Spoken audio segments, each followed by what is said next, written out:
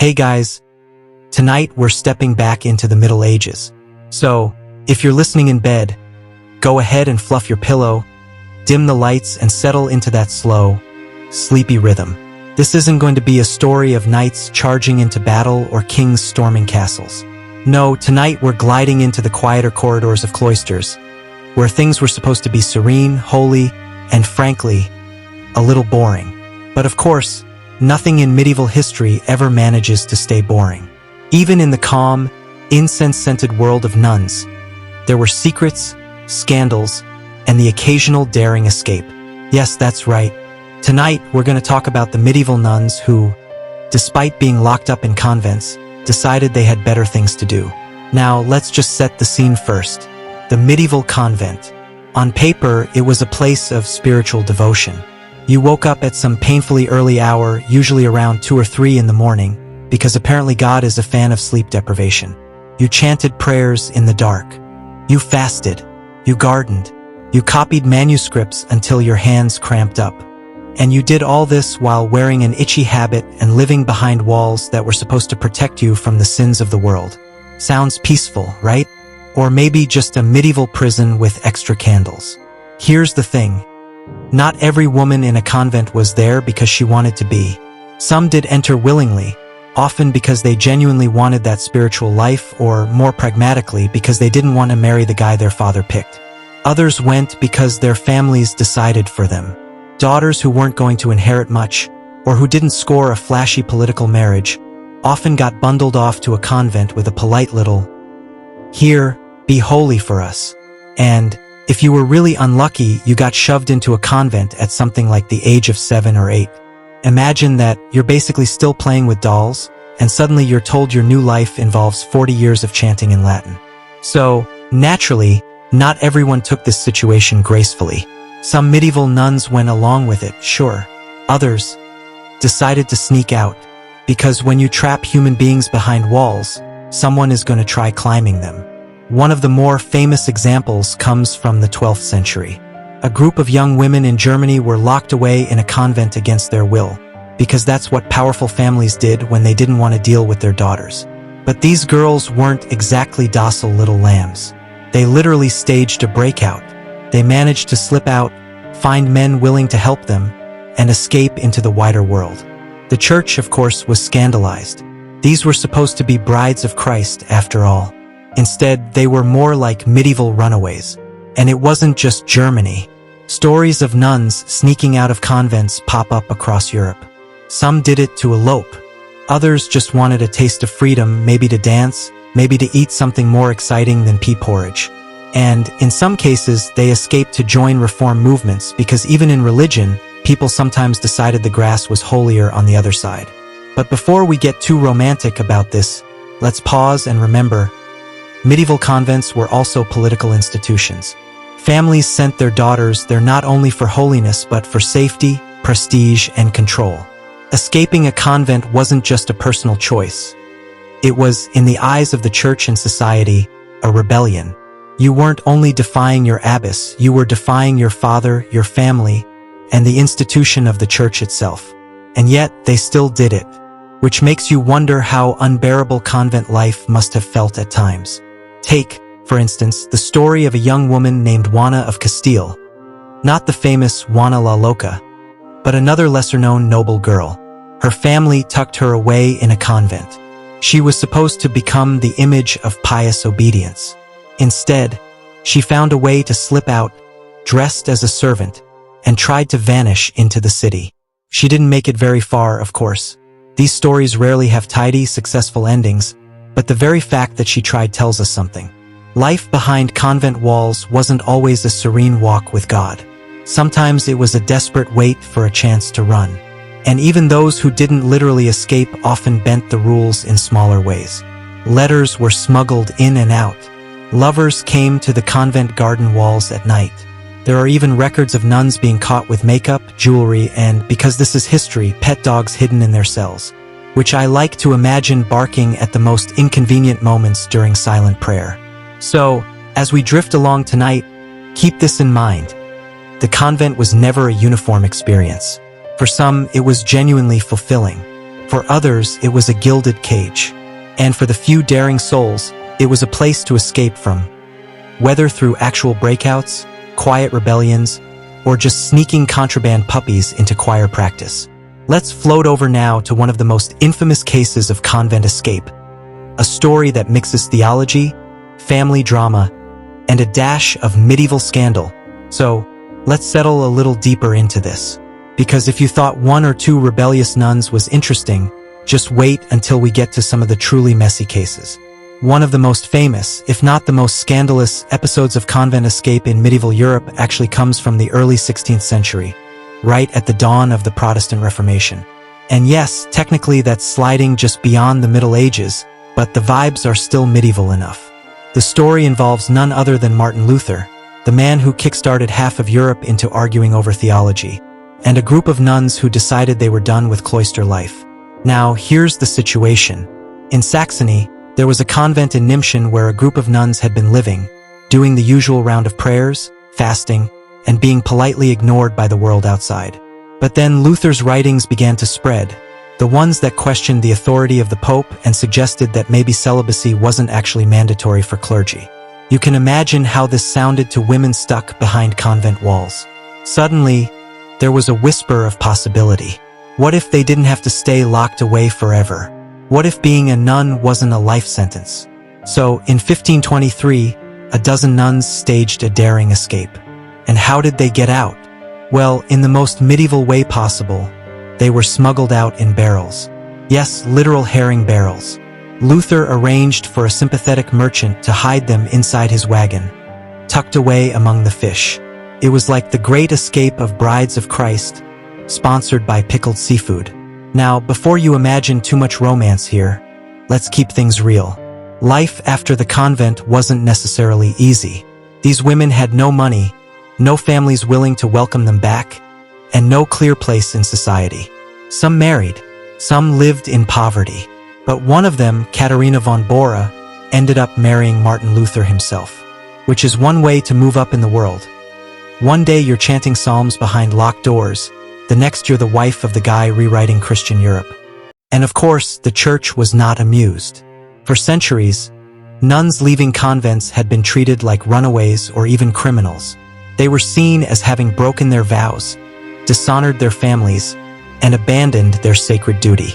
But in Luther's world, suddenly, their escape was framed as liberation. It was less shameful bride running from Christ and more courageous woman taking control of her life. A nice little rebrand, courtesy of the Reformation.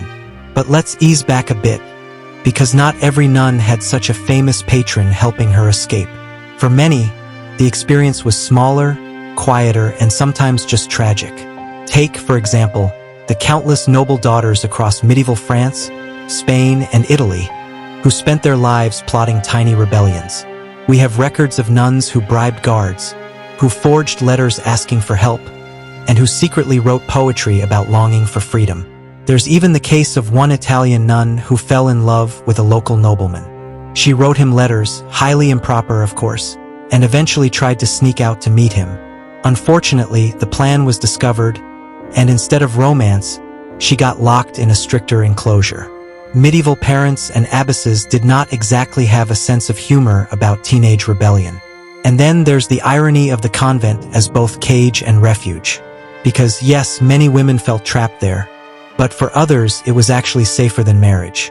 Escaping could mean freedom, but it could also mean being shoved into a marriage you didn't want, or being cut off from resources entirely. So, the decision to run away wasn't exactly simple. It wasn't always romantic freedom versus prison walls. It was often just trading one set of constraints for another. Still, the sheer number of attempts shows us that medieval women were far less passive than stereotypes suggest. They weren't all sitting quietly with their rosaries, waiting for divine visions. They were scheming, rebelling, and occasionally climbing out windows in the middle of the night. One historian even uncovered accounts of convents where escape attempts happened so frequently that abbesses had to reinforce the walls, add more guards, and even install iron bars, which is a great look for a holy institution. Less brides of Christ and more involuntary inmates. But here's where things get a little amusing. For every nun who dreamed of escape, there were others who apparently found ways to bring the outside world in. Visitors, secret lovers, contraband luxuries. One abbess in England was caught keeping a pet parrot in her cell, a symbol, perhaps, of the exotic world beyond. Another group of French nuns was accused of sneaking wine into the cloister and throwing festive gatherings that, let's just say, didn't look much like pious vigils. So while some women risked everything to leave, others quietly transformed their convents into miniature courts, complete with gossip, feasts, and subtle defiance of the rules. Which makes sense, doesn't it? Because whether you're locked in a castle or cloister, people will always find a way to bend the walls. And with that, let's float gently into one of the strangest escape stories of them all. A tale involving disguises, pursuit, and a very embarrassed abbess who had to explain to angry parents why half her convent was suddenly missing. So picture this. You're an abbess in charge of a convent in late medieval Europe. Your job is to keep the young ladies in line, maintain the illusion of perfect devotion, and make sure no one accidentally sets the chapel curtains on fire with the candles. Simple enough. Except one morning, you wake up, shuffle down the cloister hallway, and realize half your nuns are gone. This is not just a hypothetical. It actually happened more than once. Because when convent escapes happened, they didn't always involve just one rebellious girl sneaking out the back door. Sometimes it was a group effort. And group efforts in medieval history almost always meant disaster for the person in charge. Take the case of the Poor Clare convent in 15th century Italy. The Poor Clares were supposed to be extra strict, barefoot, silent, completely cut off from the temptations of the world. The whole setup was designed to make escape nearly impossible. But apparently, the temptation to leave was stronger than the temptation of holiness. One night, a cluster of younger nuns banded together, slipped past the guards, and vanished. The abbess, understandably horrified, had to send frantic letters to local bishops explaining that, oops, half the cloister had developed an urgent calling to, well, anywhere but here.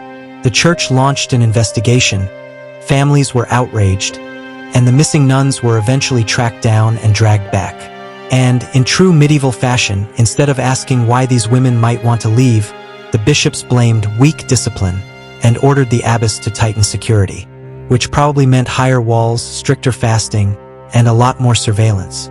Basically, solving the problem of rebellion with more prison, because that always works. Now, if you're wondering how exactly these escapes played out, the records give us some delightfully awkward details. Disguises were common. Nuns would swap their habits for servant clothes, wrap their heads in scarves, and hope no one noticed that the maid slipping through town was suspiciously pale from years indoors. Others used bribery, paying gatekeepers or persuading sympathetic townsfolk to help them sneak out at night. And, in some cases, entire groups were smuggled away by men who had been corresponding with the nuns in secret. Which, let's be honest, sounds less like pious devotion and more like a medieval soap opera. One particularly embarrassing episode took place in the convent of Santa Caterina in Florence. Several nuns disappeared in the night, and when the abbess sent people to investigate, they discovered the women had gone off with local men, who weren't exactly knights in shining armor. These were merchants, apprentices, or just opportunists who saw a chance for a scandalous romance. The families of the nuns were furious, not because their daughters had been confined against their will for years, but because convent escape meant dishonor, public shame, and ruined reputations. Always a cheerful way to start the morning. And yet, if you read between the lines, you see a different story. These escapes weren't just silly romances or reckless stunts. They were acts of agency in a world where women had very little of it. Escaping the convent was often the only way to say, I don't want this life you picked for me. And even if they were caught, punished, or forced back, the attempt itself says something powerful about human stubbornness. Still, let's not pretend it always ended nobly. Sometimes, the escapes were followed by a comedy of errors. One nun in 14th century France disguised herself as a pilgrim and tried to slip into the crowd leaving town. Unfortunately, she had spent so many years inside the convent that she didn't know the basic details of pilgrim travel. When questioned, she couldn't explain where she was supposedly going, or why her shoes were suspiciously clean for someone on the road. She was caught within hours, marched back, and probably had to endure a very long lecture about obedience. And then there are the cases where escape wasn't really about freedom at all, but about politics. Rival noble families sometimes encouraged their daughters to escape from convents just so they could be married off in advantageous alliances. Which means that some of these daring midnight adventures were less spontaneous rebellion and more carefully planned chess moves in the endless game of dynastic politics. But whether personal or political, convent escapes left a mark. They forced people to confront an awkward truth: that cloister life wasn't always the serene, holy existence advertised in sermons. Behind those stone walls, real women lived, bored, frustrated, sometimes defiant. And every so often, they decided enough was enough.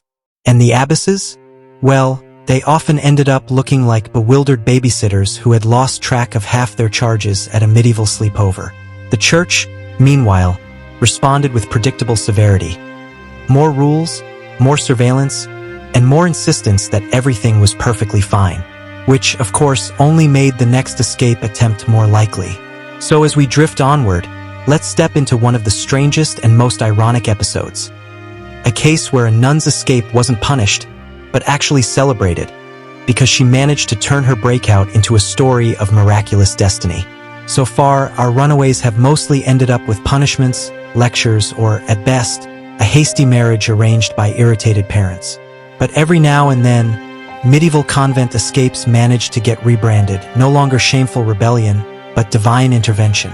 Because nothing redeems a bad decision in the Middle Ages faster than calling it a miracle. One of the strangest examples comes from the story of Colette of Corbie, a French woman born in the late 14th century. Now, technically she wasn't escaping a convent exactly, more like escaping from the idea of being locked down altogether. Her parents died young, she grew up in religious households, and eventually, she joined the Beguines, a semi-monastic community for women who wanted to live piously but without strict vows. Sounds flexible, right? Except Colette wasn't satisfied. She wanted something holier and freer, which is always a dangerous combination. So she bounced between communities, at one point becoming an anchoress. That's basically when you voluntarily get walled into a tiny room next to a church, like a medieval hermit Airbnb, except you can't ever leave. After a few years of this, she decided, nope, not for me. She escaped her cell and began wandering, preaching reform. Instead of being condemned as a runaway, she gained followers who treated her as divinely inspired. Her escape was framed not as rebellion, but as God calling her to greater things. The church eventually approved, and she went on to reform convents across France and Burgundy. So yes, sometimes sneaking out of your little holy box could make you a saint. The trick was good PR.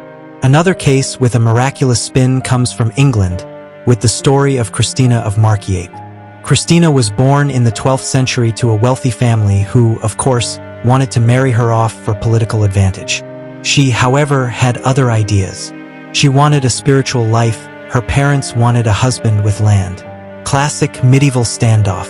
Her family pressured her, locked her in a house, and even dragged her to a bishop to force her into marriage.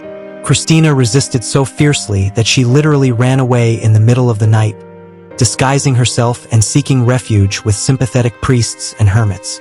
By normal standards, this was scandalous. A noble daughter abandoning her family and betrothal? Unthinkable. But Christina managed to flip the script.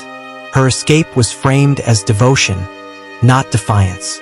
Instead of rebellious daughter, she became holy visionary. She eventually became prioress of a convent and was remembered not as a runaway but as a near saint. See the pattern? If you got caught slipping out of convent walls to meet your boyfriend, bad nun.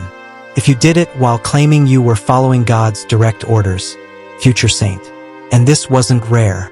Medieval hagiographies, the saintly biographies, are full of women who, inconveniently for their families, ran away from arranged marriages or convents that didn't suit them. Instead of calling it rebellion, the writers described them as being led by the Spirit, which is medieval speak for, we're going to pretend she didn't just jump out a window in the middle of the night. But here's where the irony really shines. Some of the very convents that later venerated these women as holy founders were originally the same institutions they had escaped from. Imagine being a medieval abbess. One century, you're writing angry letters about a runaway girl who dishonored her family. The next century, your convent is proudly displaying her relics and calling her our blessed patron. Talk about historical rebranding. Of course, the majority of escapees never got that saintly glow-up. For every Christina or Colette, there were dozens of anonymous nuns who tried to leave, got caught, and ended up with stricter rules and a permanent reputation as troublemakers. But the miracle stories are important because they show how thin the line really was between scandal and sanctity. A runaway nun could be a disgrace, or she could be the next holy visionary. It all depended on who wrote the story afterward. And there's something quietly funny about that, because for all the talk of obedience and order, the medieval church couldn't quite hide the truth. Women kept breaking the mold, sometimes literally breaking out of stone walls. And whether they were punished or praised, they kept leaving traces in the historical record that refused to be smoothed over. So, as we float toward the end of this sleepy little tale, let's reflect on where we've wandered. We've seen terrified novices sneaking out under cover of night, groups of nuns staging mass breakouts, embarrassed abbesses scrambling for excuses, and a handful of lucky women rebranded as saints. What began as the quiet life of prayer and fasting became, at times, something closer to a low-stakes jailbreak. And maybe that's the most human part of the whole story. No matter how tightly you try to seal people behind walls, whether for holiness, politics, or family convenience, someone is going to look out the window, sigh, and think, actually, I'd rather be somewhere else. So tonight, as you drift off, imagine the quiet footsteps of nuns slipping through the cloister gate, disguises hastily wrapped, hearts pounding not with piety but with mischief. Some were caught, some were punished, and some, improbably, were sainted.